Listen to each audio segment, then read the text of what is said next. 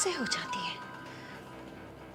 हमारे वकील ने भी तो अच्छी दलीलें दी थी, फिर भी जज ने पुलिस के फेवर में जजमेंट कैसे दे दिया? आखिर आखिर ये पंचम चीज क्या है? मैं हवा हूँ, रोशनी हूँ, आग हूँ, पानी हूँ। इस धरा की धूल मैं हूँ, उस अंबर की चांदनी मैं हूँ।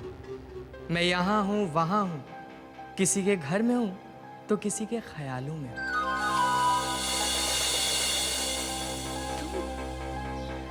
तुम हो क्या? भगवान हो?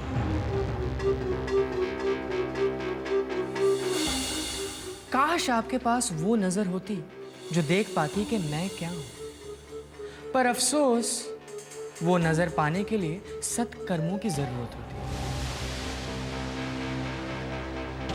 और आपके तो कर्म पुलिस के 3rd डिग्री टॉर्चर डिजर्व करते हैं। 3rd degree? हाँ, पुलिस इंसान को रिमांड रूम में क्यों रखती है? सच्चाई उगलवाने के लिए ना। ताई जी, अब आपकी पूछताछ शुरू हो जाएगी, तो आप आराम से सच्चाई बोल दीजिएगा, वरना बेचारी पुलिस क्या करेगी? पुलिस मुझे नहीं मार सकती है। पुलिस मुझे नहीं मार सकती है। उस रूम में आपकी नहीं चलेगी, पुलिस की और पुलिस के डंडे की चलेगी। अगर डंडे से बचना है तो सच्चाई आराम से बोल दीजिएगा। अगर सच्चाई नहीं बोलेंगी तो आप 3rd डिग्री टॉर्चर से भी नहीं बच पाएंगे। और हाँ, एक और बात याद रखना, आप जैसे ही जबान खोलेंगी आपको सजा भी मिल जाएगी। ताई जी, आपके साथ तो बिल्कुल वैसा ही हो गया। यहां कुआं और वहां खाई। अब क्या करें, आपने कर्म भी तो ऐसे किए हैं ना, क्या आपको मीठे फल थोड़ी मिलेंगे।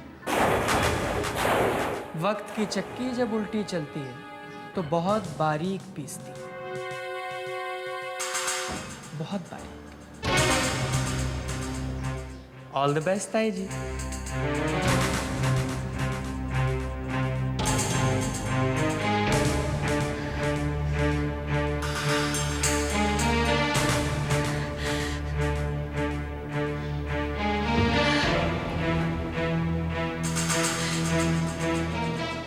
किशोर, किशोर, मुझे यहाँ से बाहर निकालो प्लीज। मुझे यहाँ से बाहर निकालो किशोर।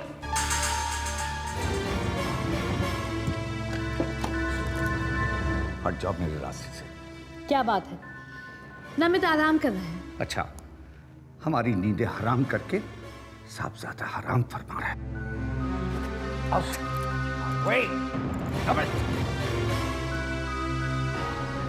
क्या बात है? ऐसे को बौखलाए हुए हैं? एक औरत से कैसे बात की जाती है भी आप भूल गए?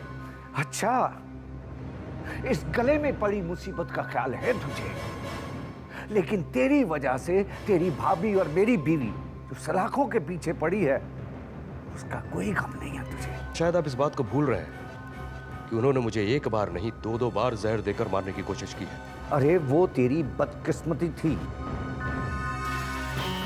क्योंकि दोनों बार तुझे इस औरत से बचाने की उसने कोशिश की थी।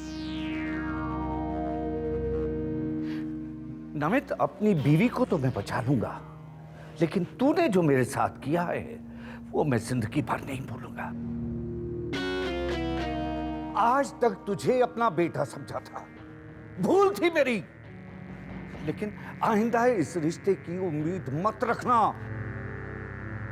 टूट गया सब कुछ, खत्म हो गया ये रिश्ता। यही कहने आया था तुझे मैं।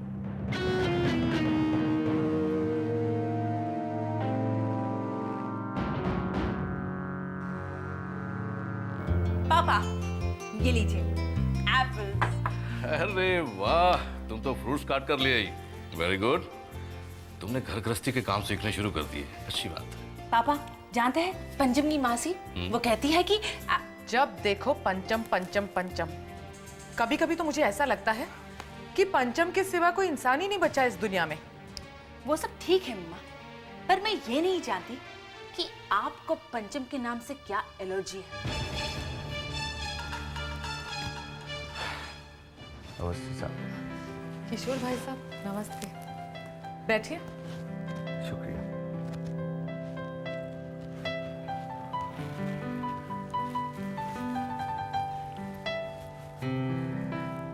इतनी रात के आना हुआ, सब ठीक तो है ना? कुछ ठीक नहीं है अवस्थी साहब। वो ऐसा है कि मेरी पत्नी ललिता पुलिस की रिमांड में है। मैं सिर्फ इतना चाहता हूं कि अवस्थी जी अगर पुलिस से बात करें तो इतना कर दें कि बस मेरी वाइफ को रिमांड में कोई तकलीफ ना पहुंचे, और दूसरा उसकी जमानत अगर जल्दी हो जाए तो बड़ी मेहरबानी होगी। सॉरी किशोर जी, मैं आपकी कोई मदद नहीं कर सकता। अवस्थी जी प्लीज।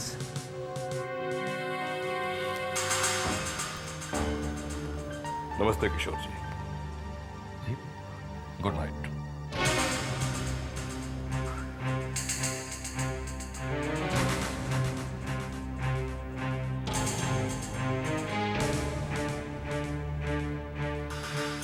सिन्हा साहब प्लीज आप नेताजी से बात कीजिए।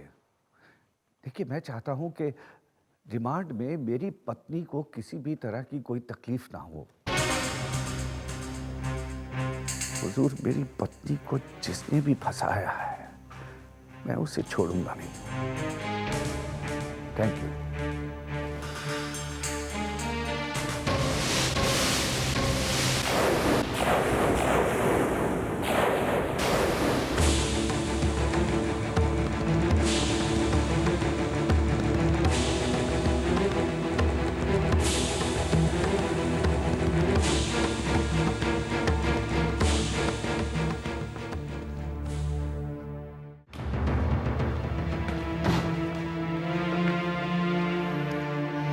रिलैक्स नमित, तुम प्लीज आराम करो। डॉक्टर ने यही कहा है। अब देखो ऐसे परेशान हो गए तो इससे अच्छा होता कि हम 2-4 दिन और हॉस्पिटल में अरे रहें। क्या हॉस्पिटल में? क्या सुना नहीं तुमने क्या कहा? कोई अपना नहीं होता, सब मतलब के रिश्ते होते। मैं मतलब ही हूं, हैं? मैं आज तक मैंने इनसे बिजनेस में कोई हिसाब किताब नहीं माना, आज तक। मुझे मतलब ही कह रहे हैं। अरे और तो और जब भाभी ने मुझे जहर दिया था, सिर्फ इनका लिहाज करके मैंने कुछ नहीं किया था। मैं मतलब ही हूं। नमित, जब रिश्तों में स्वार्थ होता है ना तो ऐसे ही जहर उगलते हैं। लेकिन प्लीज तुम अब ये सब भूल जाओ। हाँ, पहले ठीक हो जाओ। अब कहना सुनना, लोगों को समझना, ये सब तो चलता ही रहेगा। तुम बैठो, बैठो ना, बैठो। मैं तुम्हारे लिए दवाई लेके आती हूँ। हाँ,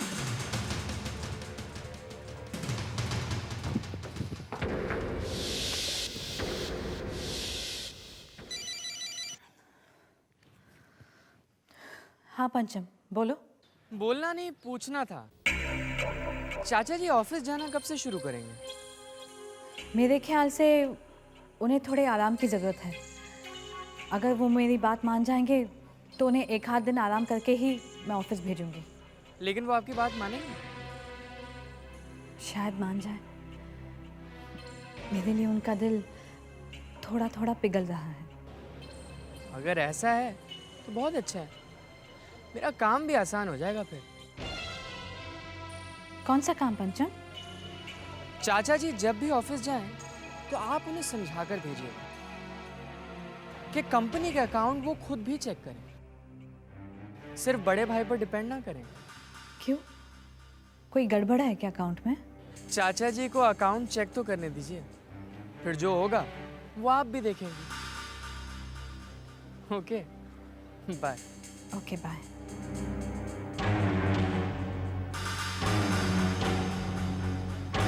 तुम इसका म्यूजिक ट्रैक सुनो तो सही, इतना अच्छा है कि ऑडियंस अपनी मुट्ठी में होगी। यार विजय, मैं भी यही सोच रहा था कि अगर म्यूजिक ट्रैक अच्छा हो गया ना तो ब्रिलियंट, नहीं तो लोग परफॉर्मेंस देखते रहेंगे सिर्फ। और अपनी परफॉर्मेंस तो यार टेंशन कम हो जाए।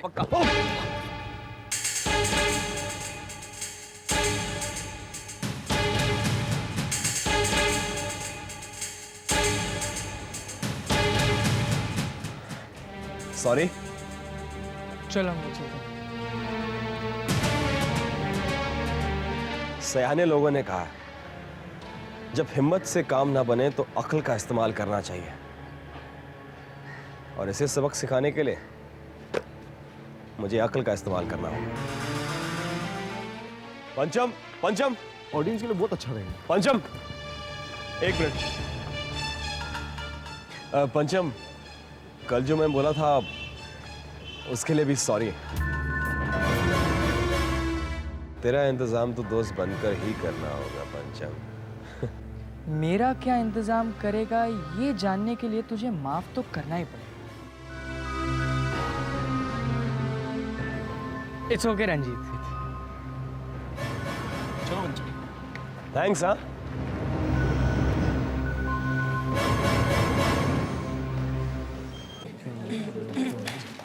क्या होगा? Hi. Did you do that?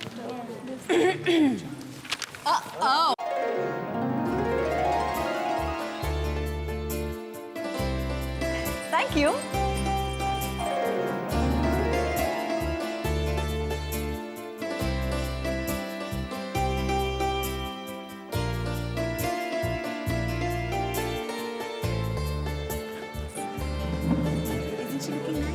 पंचम, मैं कैसी लग रही हूँ? बहुत अच्छी लग रही हो। मेरे हिसाब से तो तुमसे अच्छी लैला कोई हो ही नहीं सकती थी। एंड यू नो व्हाट, मेरे हिसाब से कोई तुमसे अच्छा मजनू भी नहीं हो सकता था।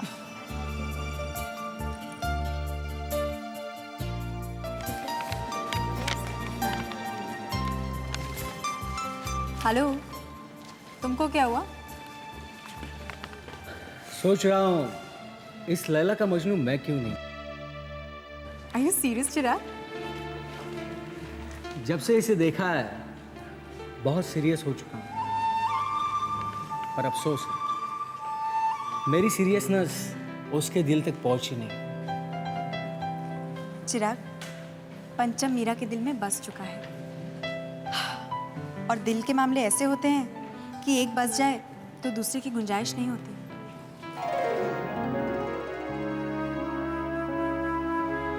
लैला, कैस?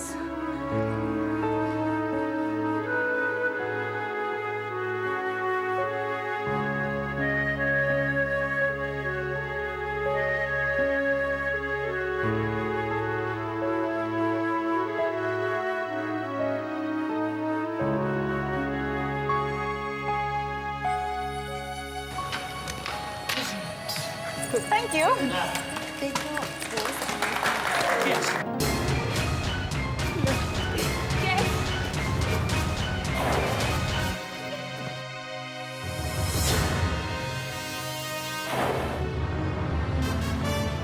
लैला!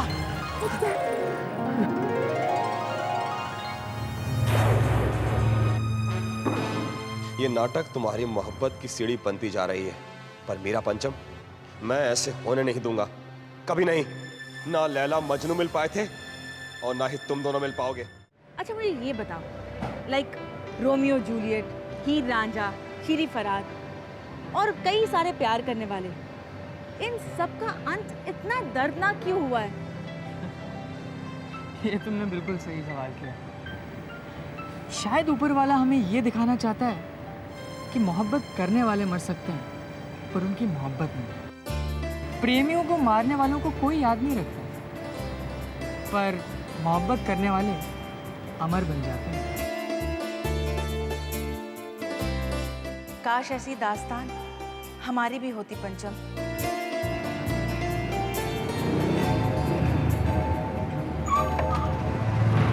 हाय मीरा, कहीं जा रही हो? आओ तुम्हें बाइक पे छोड़ दूं। अच्छा?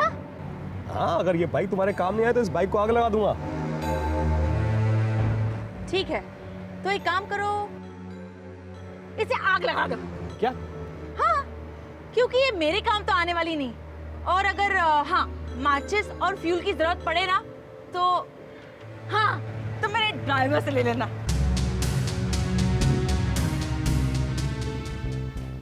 सुनो मिस्टर अमित गुप्ता, अगर कल तक हमारे पास चेक नहीं पहुंचा तो ये डील कैंसिल।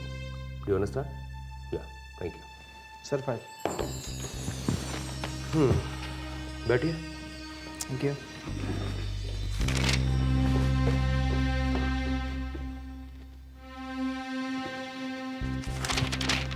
जनवरी का किधर है?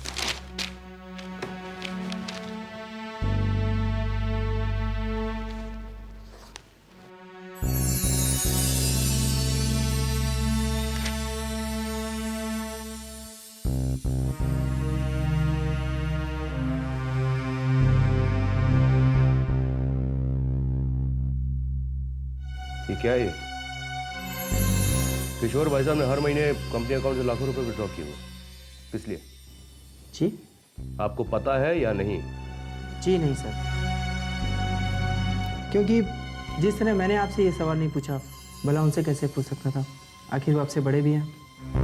मिस्टर पाटिल, आप इमीडिएटली उनके पास जाइए और उन्होंने कंपनी अकाउंट से पैसे क्यों विड्रॉ किए हुए वो पूछ के मेरे पास फौरन आइए। You understand? Yes sir. You can go now. Yes, sir.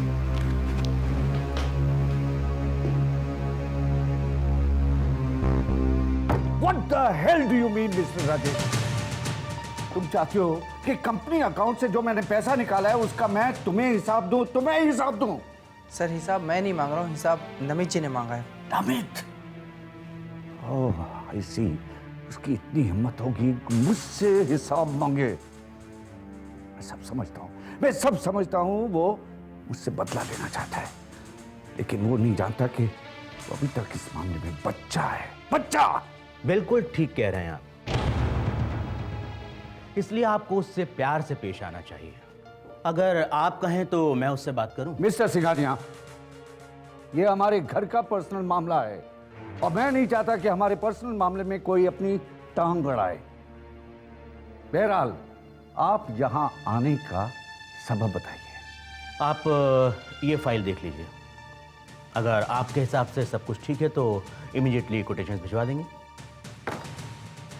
मैं बिल्कुल इंटरेस्टेड नहीं कि आप जैसे आदमी के साथ बिजनेस करूं। You understand? अब पकड़िए अपनी फाइल। मिस्टर किशोर रमन, इस मिसबिहेव की बहुत बड़ी कीमत चुकानी पड़ सकती है आपको। ठीक है, कर लीजिए जो जी में आए, लेकिन याद रखिएगा कि इस ऑफिस में अपने बिजनेस के लालच में आइंदा तशरीफ लाने की कोई जरूरत नहीं। Do you understand?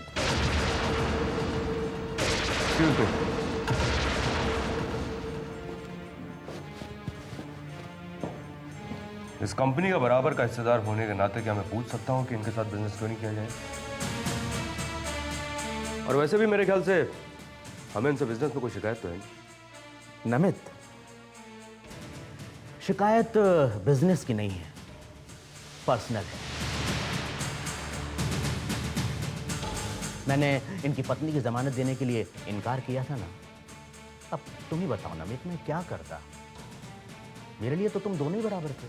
सिंघानिया साहब, अगर ऐसी बात है तो इस बात से हमारे बिजनेस पार्टनरशिप पे कोई फर्क नहीं पड़ेगा। आपका काम होगा, मैं करूंगा आपका काम। और हाँ, फौरन से हिसाब लेके मेरे केबिन में आओ। आइए।